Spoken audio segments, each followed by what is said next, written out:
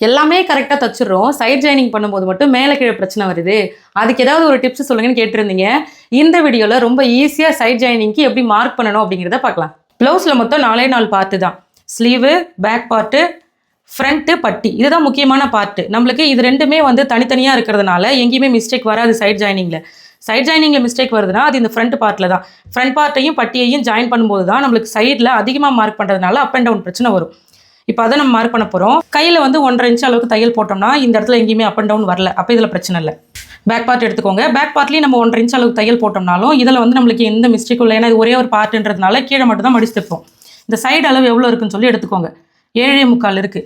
இந்த 7.75 நம்மளுக்கு ஃப்ரண்ட் பார்ட்டுடைய சைட்லேயும் வரணும். அப்போ தான் அப் அண்ட் டவுன் பிரச்சனை வராது. அந்த 7.75ங்கிறத நான் இதில் எழுதிக்கிட்டேன்.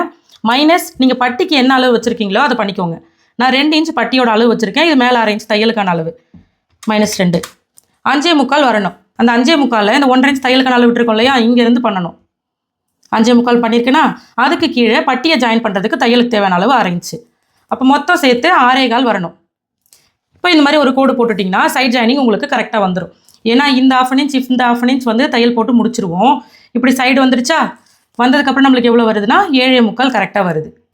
பேக் பார்ட்லேயும் நம்மளுக்கு 7.75 கரெக்டாக வருது.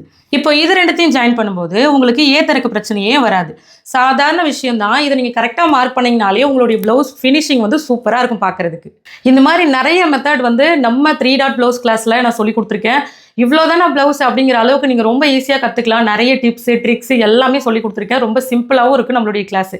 சீக்கிரமாக ஜாயின் பண்ணாதவங்க ஜாயின் பண்ணி கற்றுக்கோங்க. ப்ளவுஸை பற்றி எல்லா விஷயங்களுமே நீங்கள் அதில் தெரிஞ்சுக்கலாம். இந்த டிப்ஸ் வந்து கண்டிப்பாக உங்களுக்கு யூஸ்ஃபுல்லாக இருக்கும்னு நான் நினைக்கிறேன். யூஸ்ஃபுல்லாக இருக்குன்னா கண்டிப்பாக ஃபாலோ பண்ணுங்கள், லைக் பண்ணிக்கோங்க, சப்ஸ்கிரைப் பண்ணிக்கோங்க. நமக்கு தெரிஞ்ச விஷயத்தை நம்ம மற்றவங்களுக்கும் சொல்லிக் கொடுப்போம்.